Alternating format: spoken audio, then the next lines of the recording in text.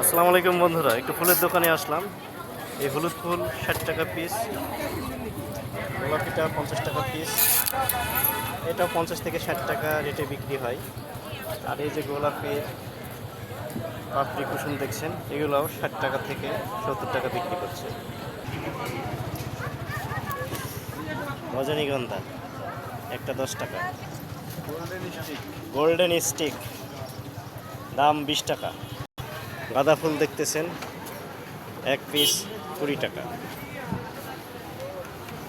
এই ফুলের তোড়া ৫০০ টাকা, এটা ৭০০ টাকা, এটা ৩০০ টাকা, এটা ২৫০ টাকা, ৩৫০ টাকা, এটা ৪০০ টাকা, এটা ১৫০০ টাকা, এটা ৮০০ টাকা।